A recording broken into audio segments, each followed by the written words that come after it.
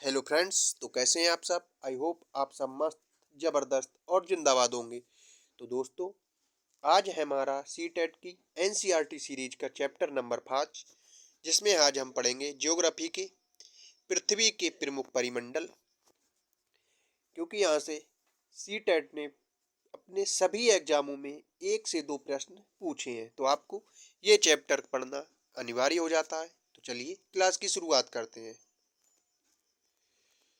जैसा कि आप पहले ही अध्याय में पढ़ चुके हैं कि पृथ्वी एकमात्र ऐसा ग्रह है जिस पर जीवन पाया जाता है और मानव यहाँ जीवित रह सकता है, क्योंकि जीवन के लिए आवश्यक सभी तत्व भूमि, जल तथा हवा पृथ्वी पर ही मौजूद है।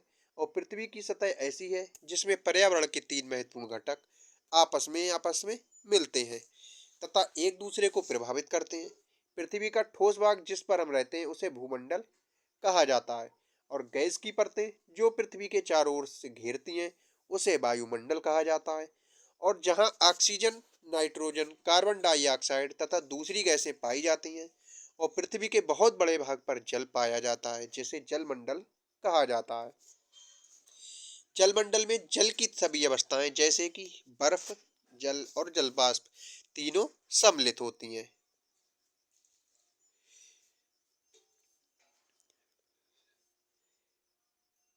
जीवमंडल एक सीमित क्षेत्र होता है जहां स्थल, जल एवं हवा एक साथ मिलते हैं और जहां सभी प्रकार के जीवन पाए जाते हैं उसे जीवमंडल कहते हैं।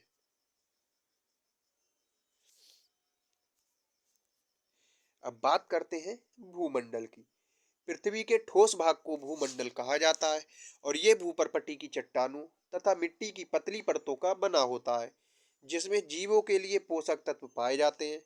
पृथ्वी की सतह को दो भागों में बांटा गया है, जैसे कि बड़े स्थलीय भूभागों को महाद्वीपों में और बड़े जलाशयों को महासागरीय बेसिन के नाम से जाना जाता है। विश्व के सभी महासागर आपस में एक दूसरे से जुड़े हुए हैं और सभी स्थलीय भूभाग एक दूसरे से आपस से जुड़े हुए हैं। समुद्र तल का सभी जगह जल एक समान है। स्थल की ऊंचाई को समुद्र तल से मापा जाता है जिसे शून्य माना जाता है।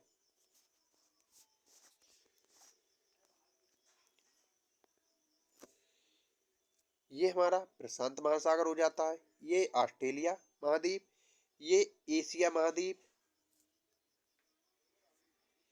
ये यूरोप महाद्वीप, ये अफ्रीका महाद्वीप। और यहाँ से तीनों रेखाएं यानी कि कर्क रेखा, विषुवत रेखा और मकर रेखा तीनों गुजरती हैं।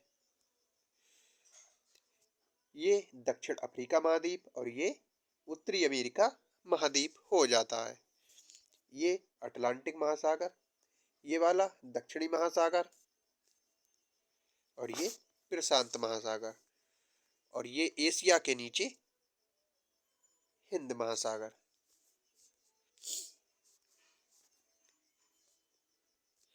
विश्व का सबसे ऊंचा पर्वत शिखर माउंट एवरेस्ट, जिसकी समुद्र तल से ऊंचाई 8,848 मीटर है। विश्व का सबसे गहरा भाग प्रशांत महासागर का मेरियाना गर्त है जिसकी गहराई 11,022 मीटर है। समुद्र की गहराई पृथ्वी के सबसे ऊंचे भाग से इतनी अधिक भी हो सकती है। न्यूजीलैंड के एडमंड हिलेरी तथा भारत के तेंजिंग नोर्गे शेरपा 29 मई 1953 को पृथ्वी के सबसे ऊंचे शिखर माउंट एवरेस्ट पर चढ़ने वाले पहले व्यक्ति थे। और जापान की जुंको ताबेई विश्व की पहली महिला थी जिसने 16 मई 1975 को एवरेस्ट पर कदम रखा था। बछेंद्री पाल भारत की पहली महिला जिसने 23 मई 1984 को एवरेस्ट पर अपना पहला कदम रखा था। अब बात करते हैं महाद्वीप की। पृथ्वी पर 7 प्रमुख महाद्वीप हैं और ये विस्तृत जलराशि के द्वारा एक दूसरे से अलग हैं। ये महाद्वीप हैं एशिया, जो कि सबसे बड़ा महाद्वीप है, यूरोप, अफ्रीका, उत्तरी अमेरिका, दक्षिणी अमेरिका, ऑस्ट्रेलिया और अंटार्कटिका। स्थल का बहुत बड़ा भाग उत्तरी गोलार्ध में पाया जाता है।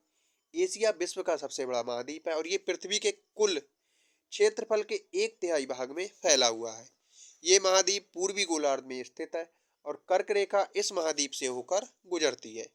एशिया के पश्चिम में यूराल पर्वत है जो इसे यूरोप से अलग करता है। यूरोप एवं एशिया के संयुक्त भूभाग को यूरेशिया यानी कि यूरोप प्लस एशिया कहा जाता है। यूरोप एशिया से बहुत छोटा है और ये महाद्वीप एशिया के पश्चिम में स्थित है। आर्कटिक वृत्त इससे होकर गुजरता है और ये तीन तरफ से जल से घिरा हुआ है। विश्व के मानचित्र को देखने पर इसकी स्थिति का पता लगाते हैं। उसके बाद बात करते हैं अफ्रीका महाद्वीप की। अफ्रीका एशिया के बाद विश्व का दूसरा सबसे बड़ा महाद्वीप है और विषुवत 0 डिग्री अक्षांश इस महाद्वीप के मध्य भाग से होकर गुजरती है। अफ्रीका का बहुत बड़ा भाग उत्तरी गोलार्ध में स्थित है। ये एक ऐसा महाद्वीप है जिससे होकर कर्क रेखा, विषुवत रेखा और मकर तीनों रेखाएं एक साथ गुजरती हैं। सहारा का रेगिस्तान विश्व का सबसे बड़ा गर्म रेगिस्तान है जो कि अफ्रीका में स्थित है और ये महाद्वीप चारों ओर से समुद्रों एवं महासागरों से घिरा हुआ है। विश्व की सबसे लंबी नदी नील अफ्रीका से होकर गुजरती है। अब बात करते हैं उत्तरी अमेरिका की। विश्व का तीसरे सबसे बड़ा महाद्वीप उत्तरी अमेरिका है। ये दक्षिण अमेरिका से एक संकरे स्थल से जुड़ा हुआ है जिसे पनामा जल संधि कहा जाता है, जैसा कि आप देख सकते हैं। ये महाद्वीप पूरी तरह से उत्तरी एवं पश्चिमी गोलार्ध में स्थित है और ये महाद्वीप तीन महासागरों से घिरा हुआ है। अब बात करते हैं दक्षिण अमेरिका की। दक्षिण अमेरिका का अधिकांश भाग दक्षिणी गोलार्ध में स्थित है और इसके पूर्व एवं पश्चिम में दो बड़े महासागर स्थित हैं। विश्व की सबसे लंबी पर्वत श्रृंखला एंडीज इसके उत्तर से दक्षिण की ओर फैली हुई है। इस साइड प्रशांत महासागर और इस वाले साइड पे अटलांटिक महासागर पाया जाता है। दक्षिण अमेरिका में विश्व की सबसे बड़ी नदी अमेजन नदी बहती है।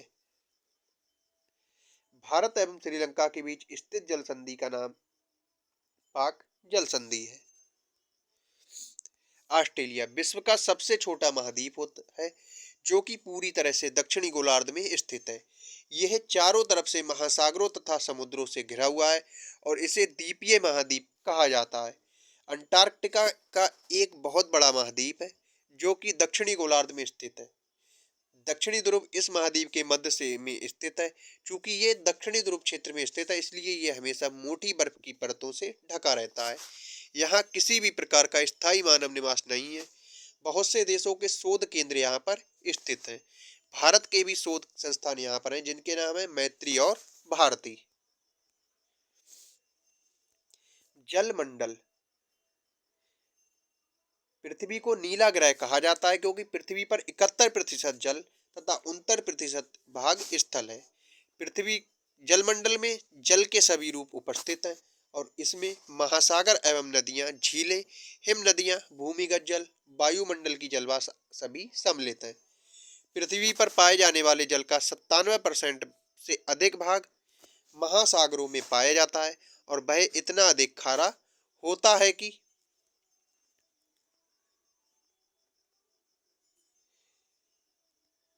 मानव के उपयोग में नहीं आ सकता है। शेष जल का बहुत बड़ा भाग बर्फ की परतों एवं हिम नदियों तथा भूमिगत जल के रूप में पाया जाता है। जल का बहुत कम लवण जल के रूप में पाया जाता है जो मनुष्य के इस्तेमाल में आता है और यही कारण है कि नीले ग्रह में रहने के बावजूद हम पानी की महसूस करते हैं। महासागर। महासागर जलमंडल के प्रमुख भाग हैं और ये आपस में जुड़े हुए हैं।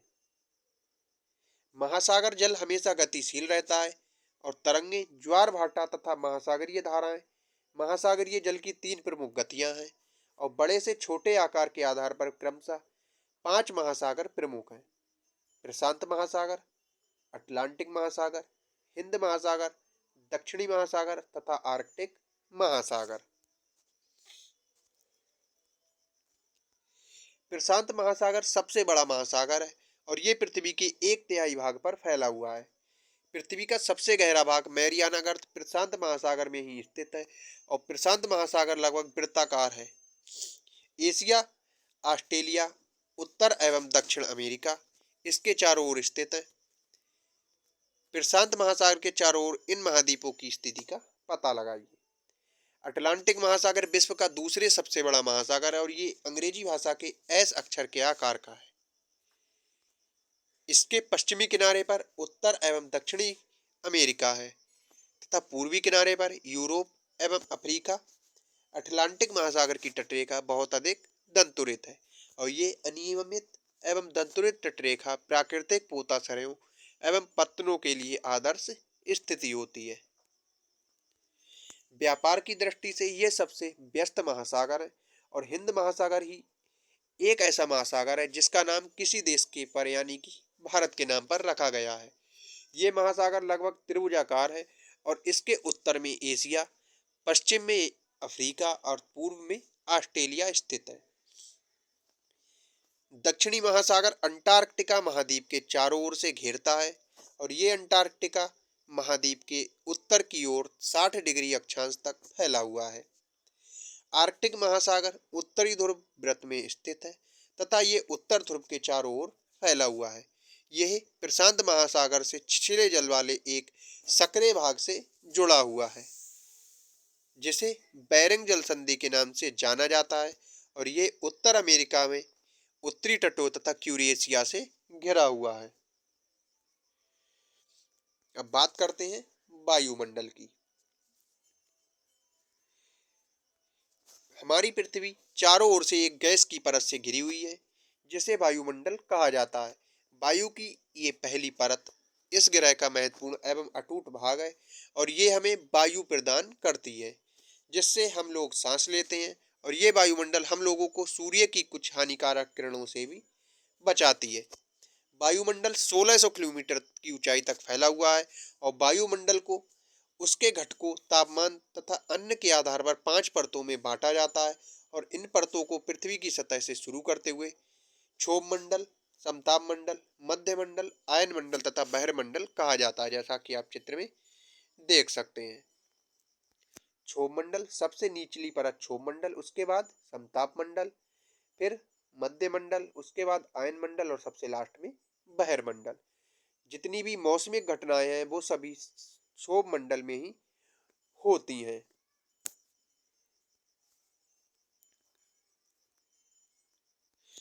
वायुमंडल मुख्यतः ऑक्सीजन एवं नाइट्रोजन का बना है जो कि साफ तथा शुष्क हवा का 99% भाग है। आयतन के अनुसार नाइट्रोजन 78%, ऑक्सीजन 21% तथा दूसरी गैसें कार्बन डाइऑक्साइड, आर्गन इत्यादि की मात्रा लगभग 1% है। ऑक्सीजन सांस लेने के लिए आवश्यक है जबकि नाइट्रोजन प्राणियों की वृद्धि के लिए आवश्यक है।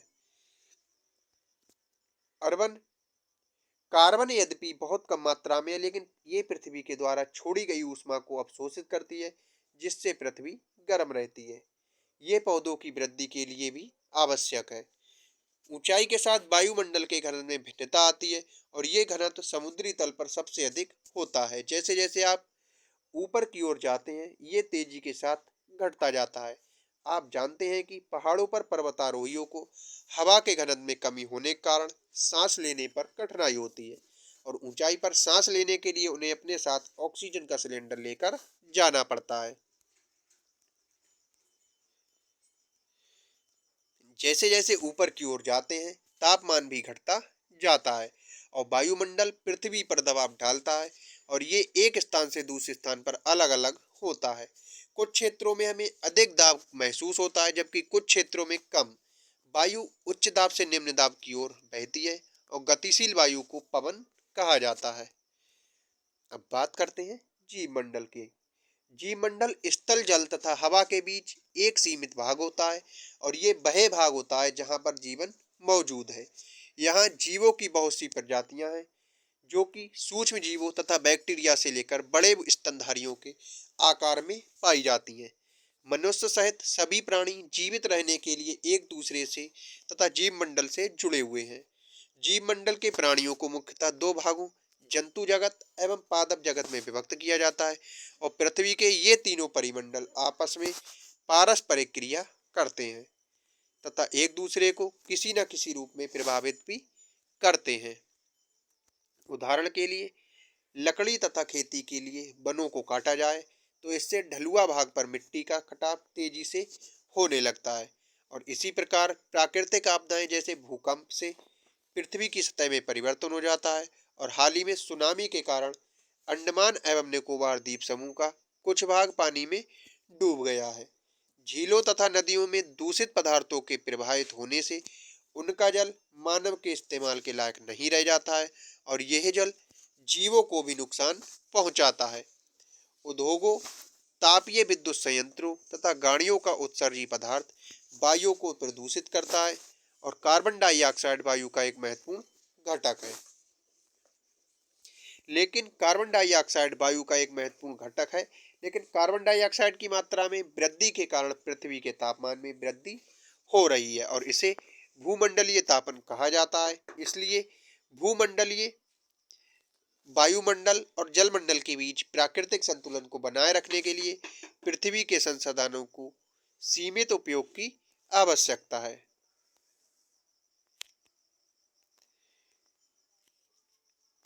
तो आज का चैप्टर हमारा यहीं समाप्त होता है और ये अभ्यास प्रश्न दिए गए हैं जिनको आपको खुद सॉल्व करना है। पृथ्वी के 4 प्रमुख परिमंडल, पृथ्वी के प्रमुख महाद्वीपों के नाम, 2 महाद्वीपों के नाम लिखिए जो पूरी तरह से दक्षिणी गोलार्ध में हो, वायुमंडल की विभिन्न परतों के नाम, पृथ्वी को नीला ग्रह क्यों कहा जाता है, उत्तरी गोलार्ध को स्थलीय गोलार्ध क्यों कहा जाता है और जीवित प्राणियों के लिए जीवामंडल क्यों आवश्यक है। ये ऑब्जेक्टिव जिनके उत्तर आपको कमेंट बॉक्स में टाइप करने हैं। तो आई होप क्लास आपको पसंद आई होगी। क्लास अच्छी लगी हो तो क्लास को लाइक और चैनल पर नए हो तो चैनल को सब्सक्राइब जरूर कर लें। मिलते हैं कल अगली क्लास के साथ।